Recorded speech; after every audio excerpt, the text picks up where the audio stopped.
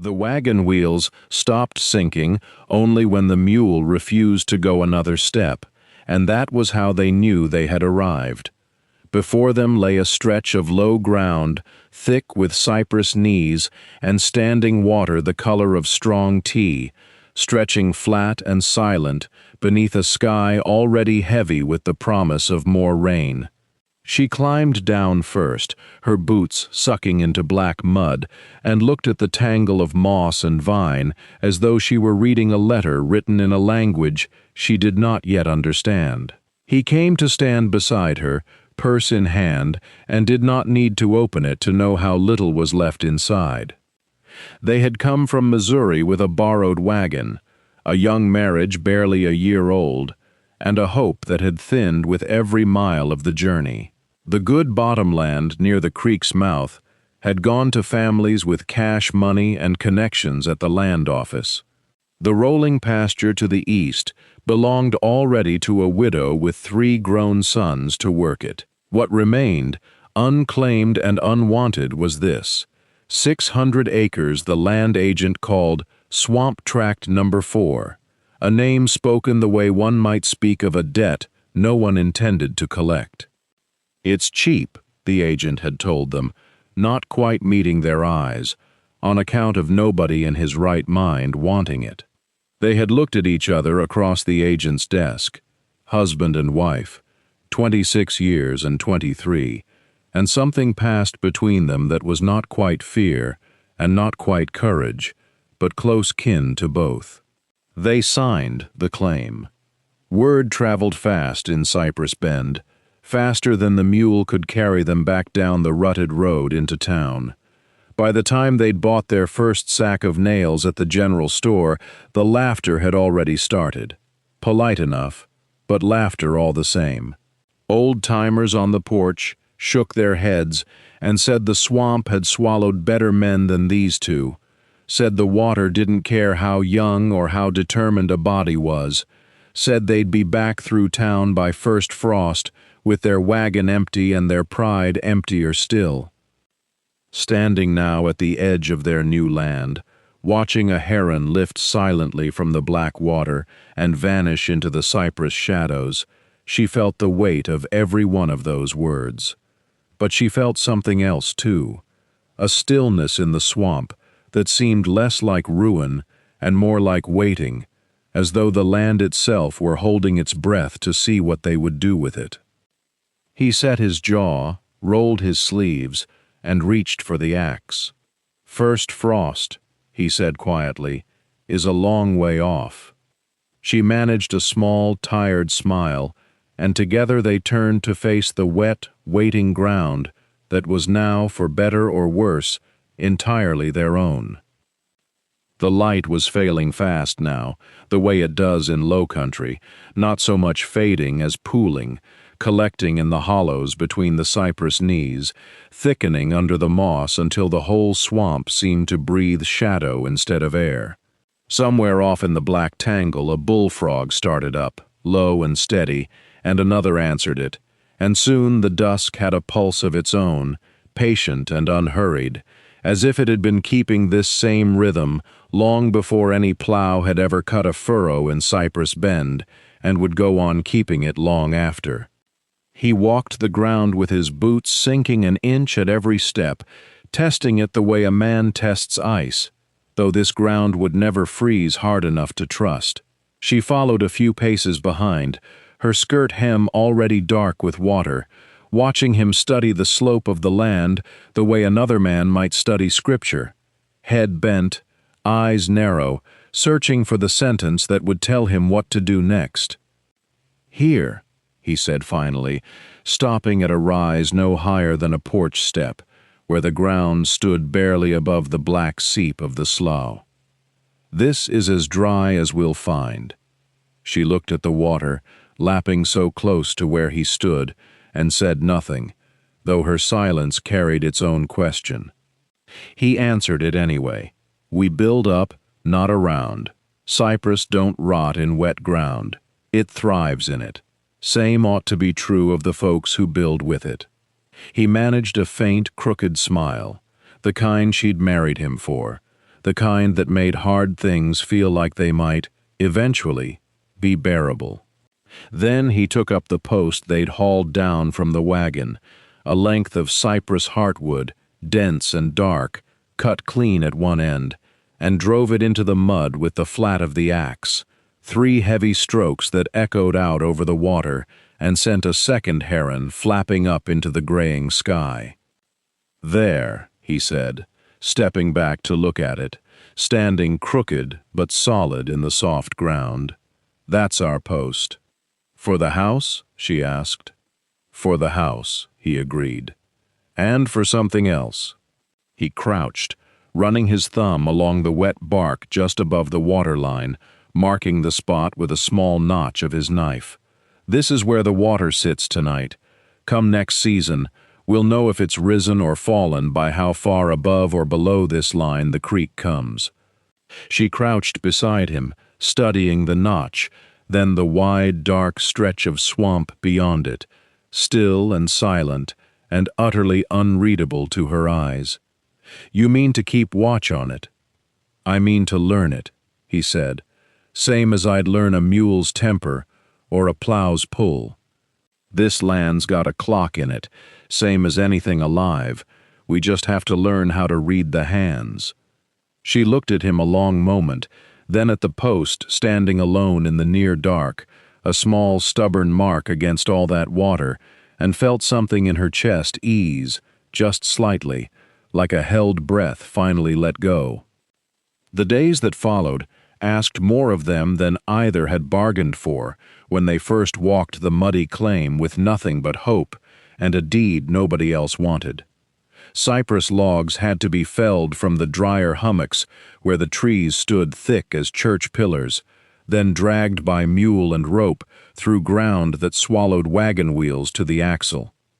He worked until his palms split and healed and split again, and she worked beside him, hauling planks, holding beams steady while he drove pegs, her apron always damp with sweat, and swamp water no matter the hour.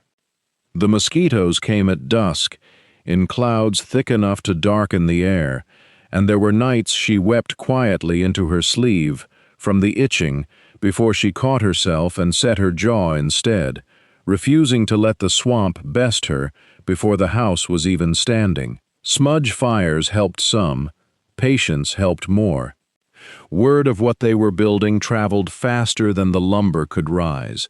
Wagons slowed on the road above the bottomland so passengers could crane their necks and laugh at the sight of stilts driven deep into mud, a house meant to float above ground that decent folk wouldn't plant a fence post in. "Building a chicken roost for giants," one neighbor called from his wagon seat, and his companions laughed loud enough to carry across the water. She held her chin high and kept working, though later, alone at the wash basin, her shoulders would sometimes shake before she scrubbed her face dry and returned to the frame.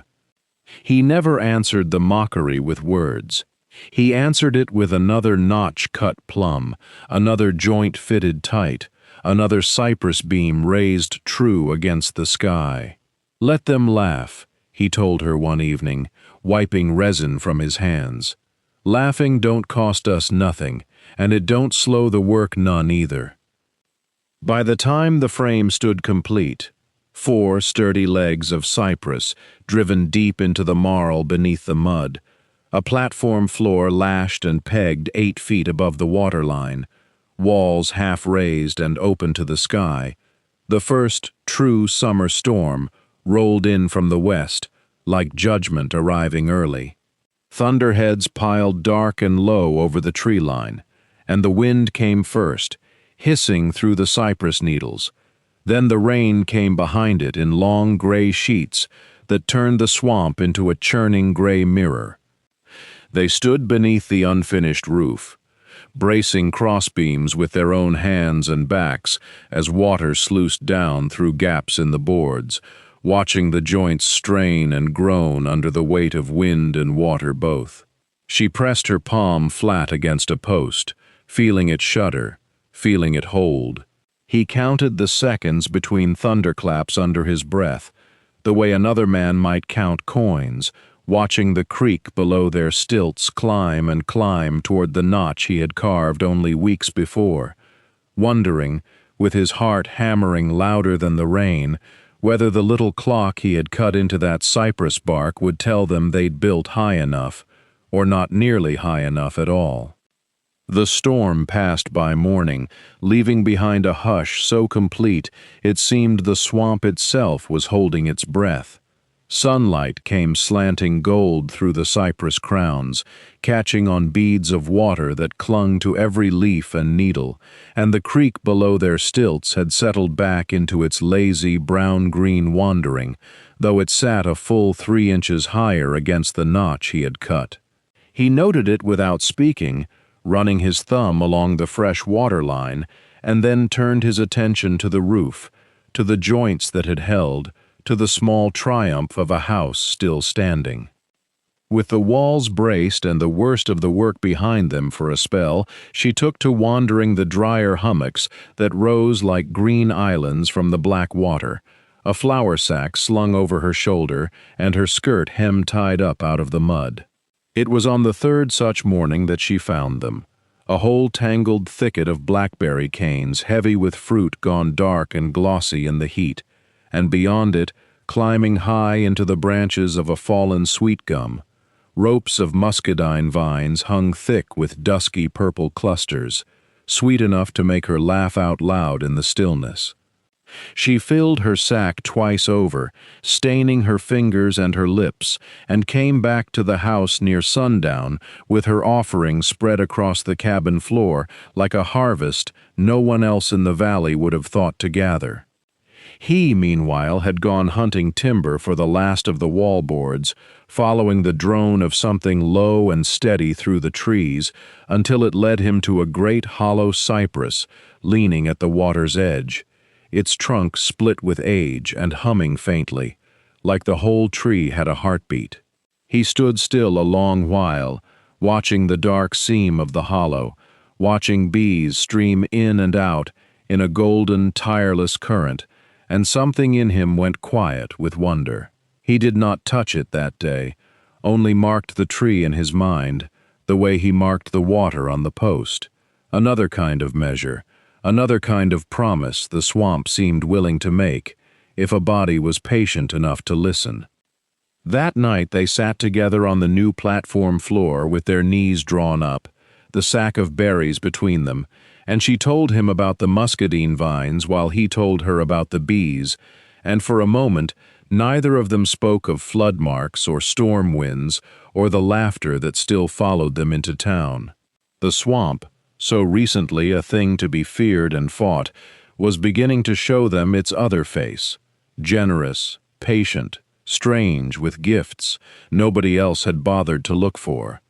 He reached over and marked a small line beside the water notch, not for the creek this time, but for the tree, for the berries, for the beginning of something neither of them had dared name yet. Above them the stars came out clear and close, and the swamp settled into its low, endless murmur, waiting, as it always was, to see what they would do next. Morning came with a haze low over the water, and she was already at the fire pit she had dug and lined with stones, a kettle balanced above it, the first jars from the general store's discard bin scrubbed clean and waiting in a row. She had gathered blackberries until her fingers were stained purple to the second knuckle, and now she stirred them slow with sugar bought on credit, watching the mixture darken and thicken the way her mother had taught her before the war took the farm and scattered what was left of the family. The muscadines would come later, sharper, needing more sugar to tame them. But for now the cabin, if it could still be called that, standing as it did on its long cypress legs, filled with a sweetness that seemed to argue against every hard thing the swamp had shown them. While she worked the fire, he worked the wood. He had found a fallen cypress, wide and straight, and spent 3 evenings splitting and hollowing it by lantern light, shaping the hull with the same patient care he gave the house posts, testing the balance of it against his palm before he ever set it to water. It was not much to look at, narrow and low, more a long dugout than any proper boat. But when he finally slid it into the black channel behind the house and stepped in without tipping, something in his chest loosened that had been tight since the day the land agent laughed at their claim. She dried herbs on racks made from old barrel staves, boneset and mullein, and the slippery elm bark he'd stripped from a tree near the honey oak, hanging them in the shade beneath the house, where the air moved but the sun could not scorch them. She had learned the plants as a girl from a grandmother who trusted no doctor further than she could throw one, and now she matched what she remembered against what grew wild in the wet ground, testing small doses on herself first, patient as a scientist, careful as a mother-to-be, though there was no child yet to speak of. By the second week of steady work, they had jars enough to fill a crate and dried bundles enough to fill another, and the flatboat rode low in the water when he finally pushed off one gray morning to follow the channel he had scouted, the one that cut behind 3 flooded bottoms and came out near the mill road half a day faster than any wagon could manage the ruts and washouts. She stood on the platform and watched him go, the boat sliding silent between the cypress knees, and she found herself praying, not for luck exactly, but for someone in town to simply look past what they had already decided about the swamp long enough to taste what it had given. The channel cut through the gray morning quiet, and by the time the mill road rose up dry and rutted beneath the boat's bottom, the sun had begun to burn through the haze. He hauled the crates onto a borrowed mule cart at the edge of town, and word must have traveled ahead of him the way word always did in a place too small to keep secrets, because a small knot of onlookers had gathered near the general store's porch before he ever set foot on the steps. The storekeeper, a heavy-set man with spectacles perched low on his nose, looked over the jars with the same skepticism he might have given a peddler selling snake oil. He uncorked one jar of blackberry preserve, dipped a spoon, and tasted it slow, the way a man tastes something he expects to dislike. His eyebrows rose before he could stop them. "This, from that swamp, claim," he said, not quite a question. "Yes, sir. Wild blackberries, cypress honey to sweeten it, nothing else added." The storekeeper tried the honey next, straight off the spoon, and this time he did not hide his surprise at all. It was darker than clover honey, with a taste like smoke and flowers both, unlike anything sold in that store before.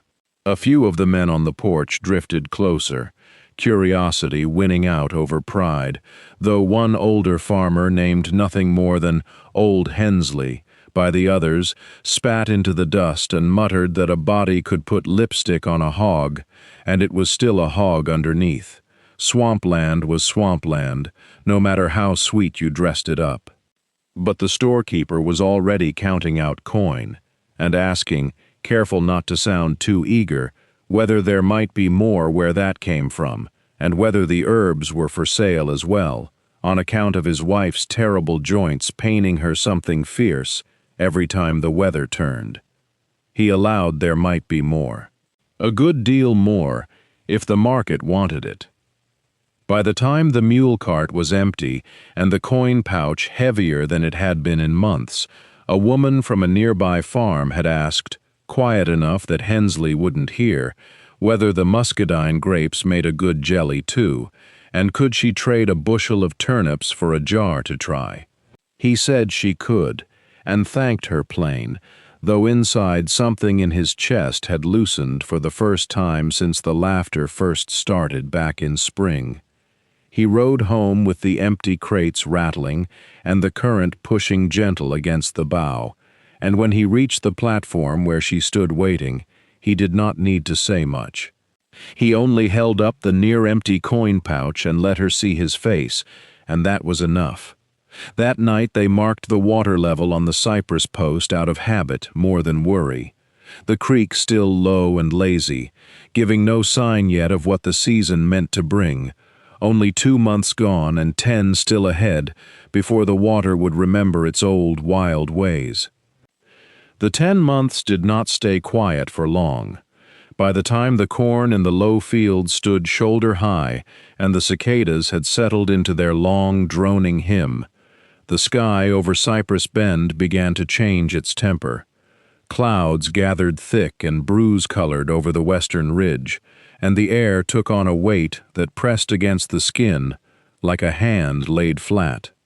She noticed it first in the way the herons stopped their fishing and stood hunched and still along the banks, and in the way the frogs fell silent an hour before dusk, when they should have been loudest.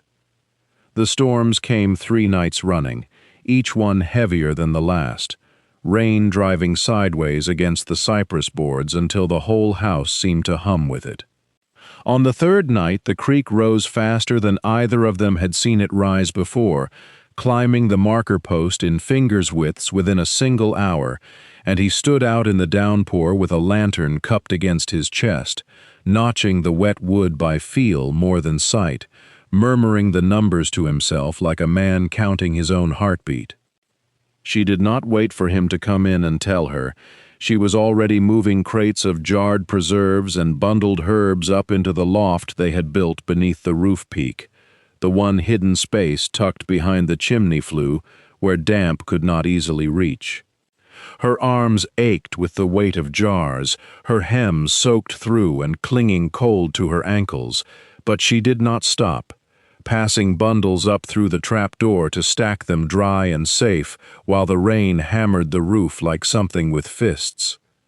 When he came inside, drenched and breathing hard, he did not need to ask what she was doing. He only reached for the nearest crate and helped her lift it higher, and together they worked through the black hours with only the lantern's small circle of light to see by, wedging extra bracing timber beneath the 2 stilts that had begun, ever so slightly, to shudder with each gust that pushed against the house's frame. He drove the new supports deep into the mud with the flat of an axe head, his shoulders straining, while she held the lantern steady above him and called out warnings when the water crept nearer his boots than either of them liked. By the time gray light finally broke over the swamp, the rain had eased to a fine mist, and the creek, though swollen and the color of strong tea, had crested just below the newest notch on the post. They stood together on the platform, soaked through and trembling with cold and something closer to relief than fear, looking at the marks climbing the cypress wood like rungs on a ladder, leading somewhere neither of them could yet see the top of. 8 months left, he said quietly, touching the fresh notch. And this was only a taste of it. A taste of it was enough to change the shape of the days that followed. Once the sun returned in full, warm and generous as if apologizing for the storm it had sent, the swamp settled back into its slower rhythms, and the couple found themselves grateful for the quiet, the way a body is grateful for breath, after being held under water too long. She hung their soaked quilts over the porch rail to dry, and he walked the perimeter of the stilts each morning with the patience of a man reading scripture, testing every post with the flat of his palm before he would let himself believe the danger had truly passed for now. The notches on the cypress post did not move again for some weeks, and in that stillness the little trade they had built kept growing the way a vine grows toward light, without asking permission. The general store in Cypress Bend had begun setting aside a shelf just for their jars, and word of the honey's dark, smoky sweetness had traveled further than either of them expected, drawn out along the wagon roads by travelers who carried a jar home to Pine Bluff or beyond. It was on one of those golden, unhurried afternoons that a farm wife from the higher ground north of the creek came poling her own borrowed skiff down the channel, awkward and unpracticed with the pole, but determined, asking if the swamp woman might teach her the trick of the blackberry preserves that her husband would not stop talking about since he'd tasted a spoonful at the store counter. She had laughed, surprised and pleased in equal measure, and set a pot to boil that very afternoon, showing the woman how to test the fruit's readiness by the way it sheeted off a wooden spoon, how a little wild honey brightened the tartness of the berries better than store sugar ever could. They stood shoulder to shoulder over the fire, sweat beading at their temples, and somewhere between the first batch scorching slightly at the bottom and the second turning out glossy and perfect, the old wariness between them had softened into something almost like friendship. The farm wife left with 3 jars of her own making and a promise to return when the muscadines ripened, and she carried with her, too, a different story to tell at her own table than the one the valley had been telling all spring. Gideon noticed it in small ways, a nod instead of a turned shoulder when he brought goods to the store, a farmer asking after the health of their garden instead of the health of their good sense. Martha noticed it in the way her hands no longer shook when strangers approached the dock, no longer braced for mockery before a single word was spoken. The swamp had not stopped being difficult, nor had the creek stopped its slow, patient climbing beneath the surface calm. But for now the water held its breath, and so did the valley, watching the swamp house with something new stirring beneath the old doubt, something that, on quieter days, almost looked like respect.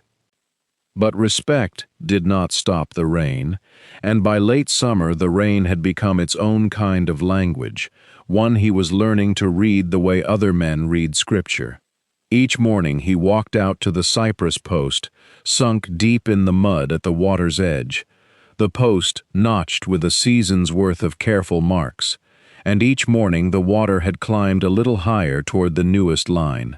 10 days ago the mark had risen an inch, then 2, then, after a week of steady gray rain that fell without thunder or drama, simply without ceasing, it climbed 3 inches in a single night, and he stood there in the wet dawn with his hand pressed flat against the wood, feeling something in his chest go tight and still. He had heard the old rivermen talk, back before he ever thought he would own a boat or need to understand a current, talk of the Mississippi and its cousins swelling far upriver, unseen, invisible to the folks downstream, until the water arrived all at once like judgment. Steady rain here meant heavier rain there. A creek that rose an inch a day when it should have been falling meant the ground upriver was already drowned and had nowhere left to send its water but down, and down meant here.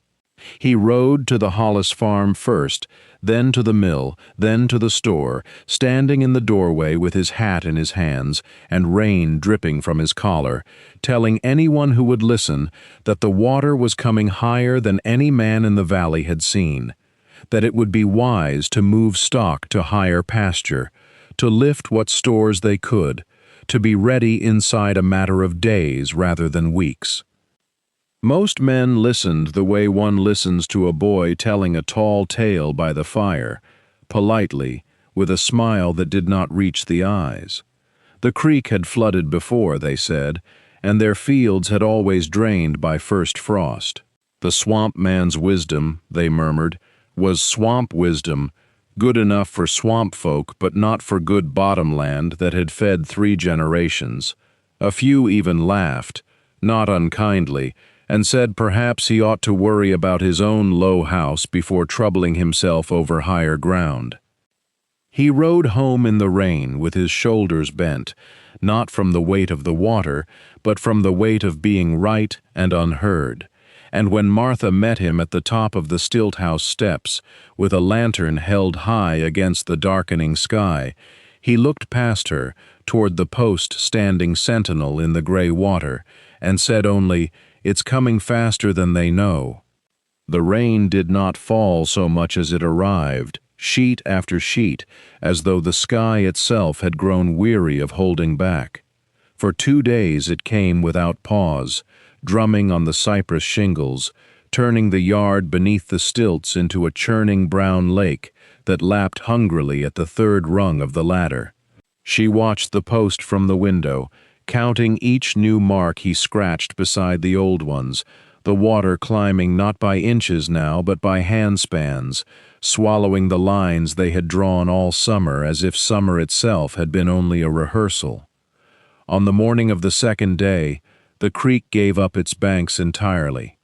Word came first as a sound, a low, steady roar carried on the wind from the low bottomland, and then as sight, when he climbed to the ridge of the roof and saw brown water spreading across the fields like spilled ink, swallowing fence posts, lapping at barn doors, creeping toward the very houses of the men who had smiled at him in the rain.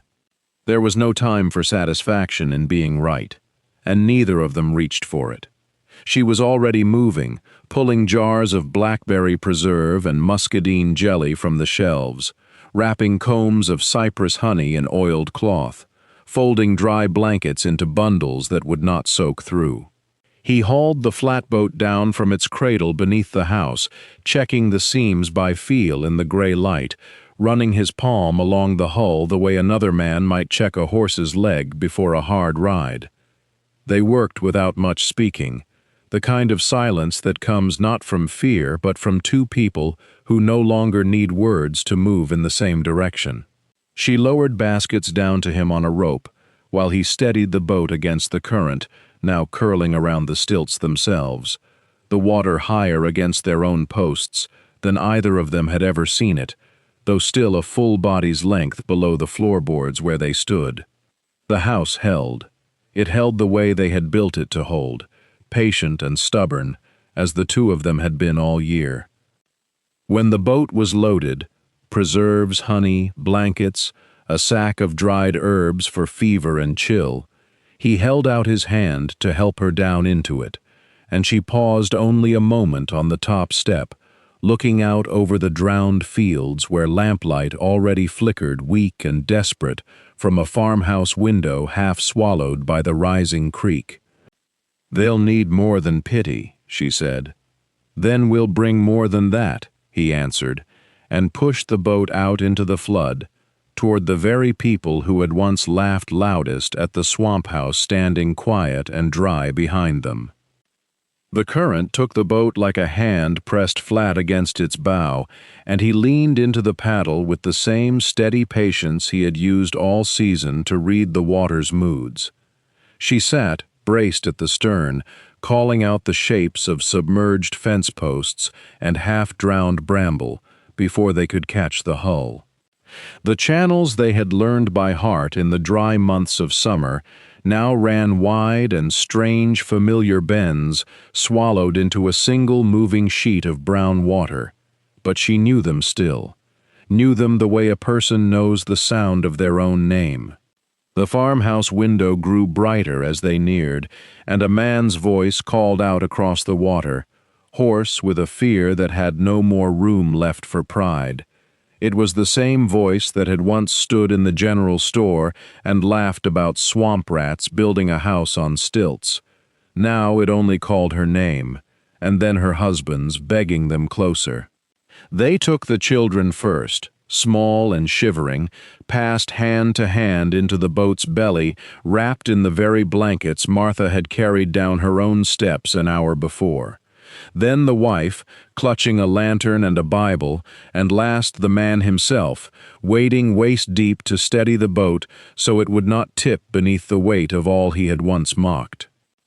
Twice more they made the crossing before dawn grayed the sky, ferrying a widow and her goats from a barn roof, then a young farmhand who had waited too long to leave his mule and had to be coaxed, laughing weakly through his fear, into swimming the animal alongside the boat's slow wake. Each trip ended the same way, prow nosing up against the stilt house's ladder, Gideon's hand steady on every arm that reached for it, Martha already above with dry cloth and a fire built high in the little stove. Her preserves opened without a second thought, her dried herbs steeped into something warm and bitter and good for chilled lungs. By the time the sun broke weak and silver over the drowned valley, the raised house held more people than it had ever sheltered, strangers and neighbors alike, pressed shoulder to shoulder on floorboards that did not so much as groan beneath the weight. Outside, the goats bleated from the porch rail where they'd been tied, and the mule stood hock-deep in water pooling around the stilts, patient as the house itself. No one spoke yet of laughter turned to shame, of ridicule washed clean away in the rising dark. There was only the quiet business of survival, of blankets passed and cups filled, and beneath it, unspoken, the plain fact that the swamp house stood dry while all the valley's proud, dry ground lay drowned beneath the flood. The water took 11 days to remember its old banks. She marked the retreat the same way she had marked the rise, notch by notch on the cypress post beside the ladder, until the September sun stood high enough to dry the mud into cracked plates across what had been the Hendersons' lower field, the Wallaces' garden, the road itself. What emerged was not the valley they had known. Fence rails lay scattered like matchsticks. A hen house sat lodged against a sycamore a quarter-mile from where it had stood. But the people emerged too, blinking and grateful, carrying what little the water had spared, and none of them looked at the stilt house the way they once had. The first wagons came back not to mock but to build. A dozen men who had spent a night on those dry floorboards arrived with saws and augers and cypress planks hauled up from the mill, saying little about debts owed, saying it instead with their hands. They drove pilings for a proper dock along the backwater channel, wide enough for 2 boats to pass, sturdy enough to hold crates of preserves and honey, without a single board giving beneath a boot heel. Behind the house they raised a smokehouse of notched cypress logs, its roof pitched steep against the rains still to come, and inside it hung the season's first cured hams before the mortar between the chimney stones had fully set. She stood in the doorway of that smokehouse one evening, breathing in wood smoke and the sweet rot smell of the swamp settling back into its old rhythms, and felt her husband's arm come around her shoulders the way it had that first bitter morning they'd staked their claim to ground nobody else would touch. Neither of them said the word. Proud. They didn't need to. It was in the dock pilings driven deep and true, in the smokehouse logs fitted tight, in the way the Hendersons' boy came by now just to ask what herbs cured a winter cough, in the way old Mr. Calloway, who'd laughed loudest at the swamp house 2 summers back, now sent his daughter down twice a month for jars of muscadine preserve and would hear no argument about the price. Word traveled the way water does, finding every low place. By the time the first frost silvered the cypress knees, folks in Cypress Bend spoke of the swamp claim the way they spoke of good bottomland, with respect, with a kind of wonder that anyone had seen it coming. They hadn't needed to see the flood coming, not really. They had only needed to watch the water, and each other, long enough to learn what it meant to build something that could hold.